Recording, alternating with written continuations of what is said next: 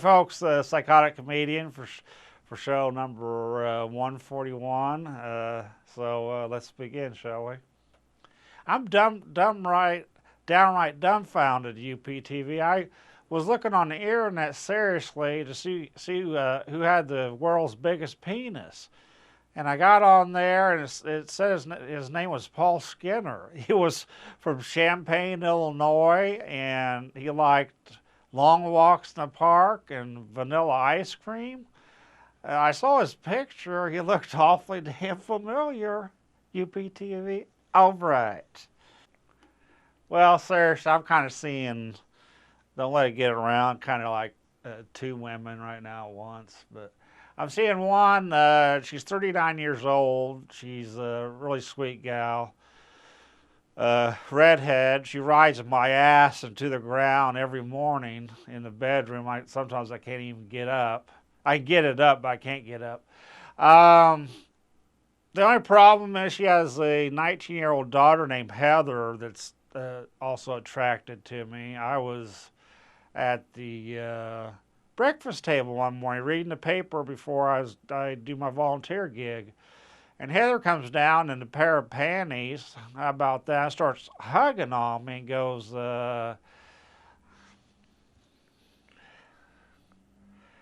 "Good morning, Daddy. Good morning. How are you?" I said, "Heather, that's stepdad." "Whatever, Daddy, whatever."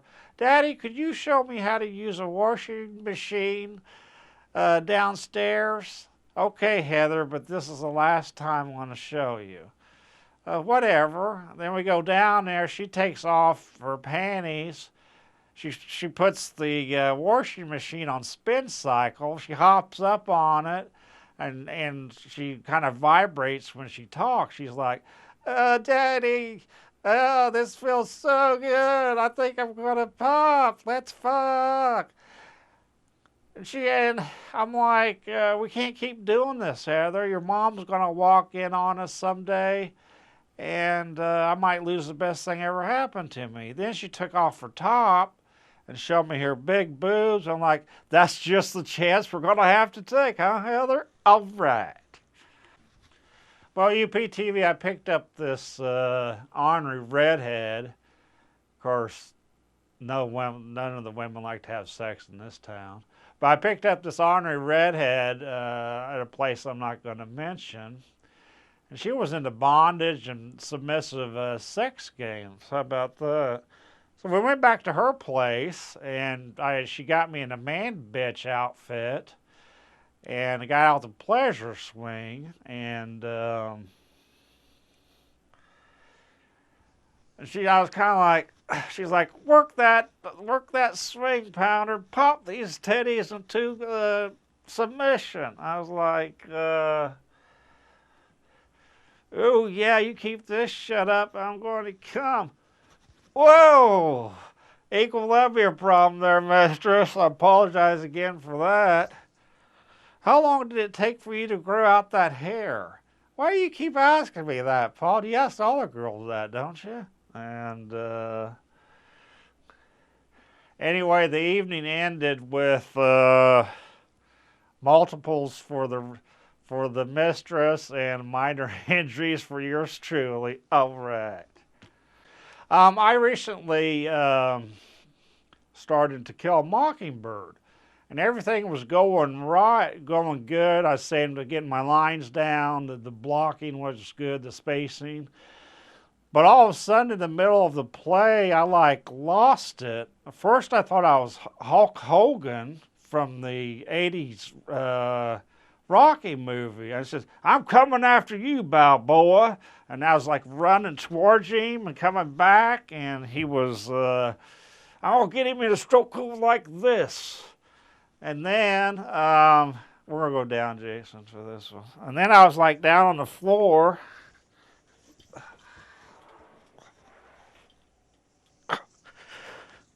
How are we doing? Hissing like a snake. Okay. Then I got up. Oh.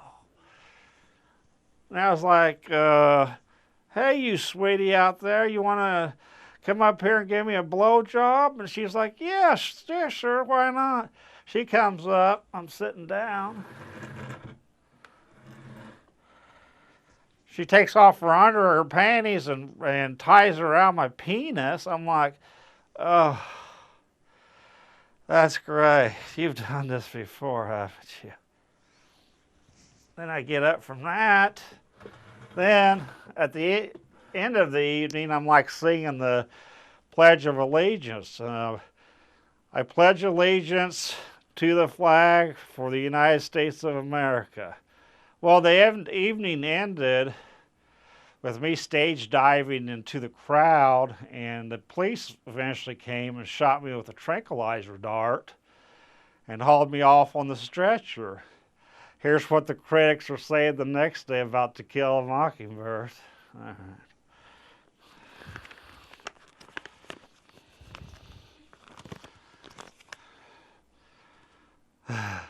Mentally unstable man gives performance of a lifetime. How about that?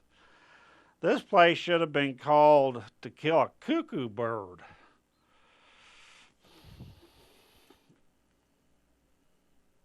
Sorry about this, folks.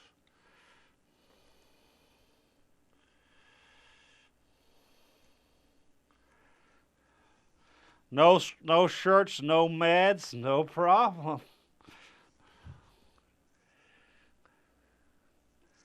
Insanely funny. If you see this man walking on the streets, run, run, run. He's insane. All right. Sandy continues. Me and my ex-wife, the infamous daytime prostitute Cherry Donuts, appeared on the Bob Eubanks wedding game, newlywed game show years ago. And I'll give you a gist of it. Good evening, folks. My name's Bob Eubanks. Let's introduce the couple, shall we? We have Mike and Jennifer. Hello, Mike and Jennifer. Then we have Steve and Becky. And then we have, how do I say that? Heather and John. And last but not least, we have the Pounder and Cherry Donuts. Hey, folks, how you doing, contestants? Doing good. My first question is, how many times a week do you guys make whoopee? Mike and Jennifer. I'd say about 4 times. How about that? Hey, I hate to say it, but Pounder and Cherry, how many times? What, Bob, what the hell does whoopee mean? I get back to Cherry. Pounder, I think it's how many times we fuck, I think. How many times we fuck, Bob? Is that it? Yes. Let's see. What do you think? 10 times a day? Now, Bob, is that 5 days a week or 7? 7. Okay. 10 times 7. Well, we do it like 70 times a week, Bob. How about that? Well, how about that? That's great. Next question. What's your favorite body part on your wife's? Hate to say it again. Pounder and Cherry. Pounder. I have to say her ass. I like sticking my tongue and up and down her ass crack. That gives me very hot, Bob Eubanks. All right, that was the last of it. All right. Well, now I want to reenact a bit from What About Bob? This is a scene where he gets he goes to Leo's birthday party and he has his arms around Leo's sister. So, get your hands off my sister. He dives and tackles Bob, and things fly up.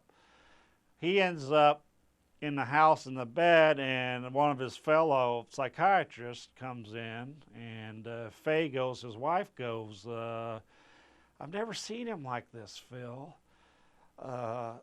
Do you think he was surprised? Oh, yeah, he was surprised. What do you think's going on? He's been under a lot of stress, Faye. The interview, which frankly didn't go so well, the book, and his birthday, exactly. It's a lot to bite off. I'm giving him a sedative. He should be sleeping now. What is sister? What are you doing now? I'm writing out a prescription for Prozac. Me. Excuse me, Phil, but is Prozac the right choice? Prozac is wrong? Well, I think with a manic episode like this, Librium would be a more effective management tool. You could be right. I'll rewrite the prescription. Leo's sister. Why do you think Leo went after you like that today, Paul? I don't know. He's been tense today. But don't worry. I'll stay on. I'll just be the daddy. Oh, right. Well, I saw this. I watched a little porn here and there. But I watched this one reels of it called Foul Mouth. What's the name of it? Oh, Foul Mouth Sluts. And I thought, and I mentioned this to the studio, but they don't want to do a clean version. People just want to see have sex. But I thought I wrote out a clean version, and she goes, Pounder, you filthy bastard. Well, I want you to wash my dishes, then you could sweep my floor. Then you, me, and the Nixter and Biff can go to the park and have some ice cream. Then we can come back to my place, and me and the Nixter can go get me some groceries, and then I can come back, he can come back, and then you can invite Biff Malibu over, and you guys can watch me shave my legs, you miscreant. All right.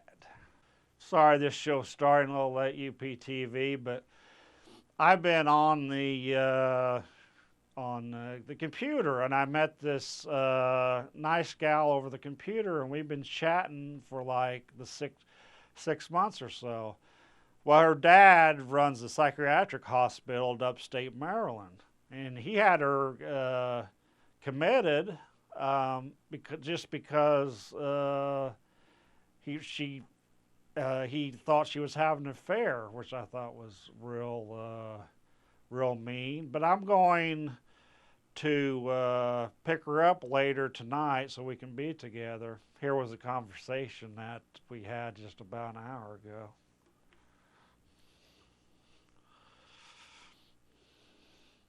Rebecca, where are you?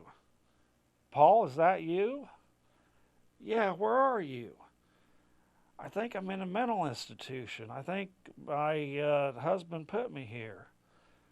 Can he do that just because he thinks you're having an affair? I don't know. He gave me some pills and I took them. Rebecca, I need you to get up and give me a view of the room through the internet. Okay. She comes around. Okay, do you have a bobby pin or anything that you get the door? Yes. Okay, good. Go to the door. These are easy locks. I've broken into places a couple times. Put the bobby pin in the hole slightly and turn it to the right. Hey, I got it. Hey, darling, you're a natural born criminal. I bet you say that to all the girls, don't you, Paul? You're too kind, darling. Okay.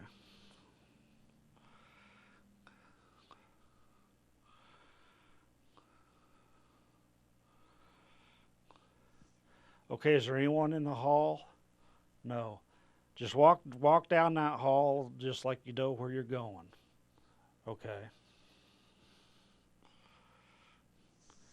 I thought when you get out of there, would you like to have a sweet romance in Canada with the nice scenery and stuff? Oh, Paul, you're a sweetheart. Honey, I try. All right. Hey, well, anyway, she's the institution's by a railroad track, and across the railroad track's a cabin, and she's staying in there until I get out there, and we could be together, and we might go to Canada and, hey, see the sights. All right. Well, my last job was a total disaster at UPTV. I worked 2 months at a car wash, and I went into the boss's office. I said, "What's up, boss?" He goes, "It ain't no good, Paul. What, you firing me? What would you do, Paul? Keep an ex-con that's in the buff all day, spooging on the cars like it's soap. You need to be where you are, brother. You know what I'm saying? Hey, you need to get his boss was caller, by the way. You need your next gig you get. Leave your imaginary friend at home. You got to be where you're at. Like I say again, brother. Hey, I know. Go back to your place and invite the Nexter over, Nick Nolte. I hear he does films or something. How about that, Jason? And Biff Malibu over, and you can get each other up the ass. Instead, you can shave your hair off and put it around the Nexter's ass. It looks like a pussy, doesn't it? UPTV. Get nasty. Then you won't just be doing it with Paul. All right. Pest, you know I like to mess with the minds. I kind of have the ability to mess with people's minds and stuff, which is kind of fun. But Pest Control came in, I think, the first of this week, and I thought I'd mess with their minds a little bit. So he's knocked Pest Control. I'm just sitting here and going, it's a difficult time. What, sir? What? I totally avoid him and go, Nick, that warehouse is stocked with goodies. And I hear there's no, just waiting for the pick, and I hear there's no alarm there so we can get in and get out. Well, the Terminex guy was so freaked out that he tripped over his sprayer and hit the door before he left. And now I don't think the Terminex man is ever coming back to my apartment again. How about that? Overact. First time I actually had this girl over that I met at the coffee shop. And she came over, but it didn't... I was going to cook dinner for her, and she it didn't last too long. When she first came in the door, she saw the... I used to compete in martial arts tournaments, bodybuilding, but she saw my awards on there, and she looked at them. And then I was like going in the bathroom, and I whipped out my penis, and my huge penis goes, you're absolutely huge. No wonder you're in the business. She goes, is everything okay, Paul? I go, yeah, sure. And she goes, you're not going to kill me, are you, Pounder? I go, no, of course not. And then I looked in the mirror and go, you are just a pretty gorgeous man. And then I kissed the mirror, and she got so freaked out that she ran out of my apartment screaming. She got in her car and actually ran over 2 pedestrians and a stop sign. So, you know, what am I going to do with the extra steaks? I can't eat them all. I'll have them left over for this coming 4th. How about that? All right. That's the show, folks. I hope Jason says I did better than what I think I did. But anyway, I'm probably going to take some time off after this one. But as always, I'd like to thank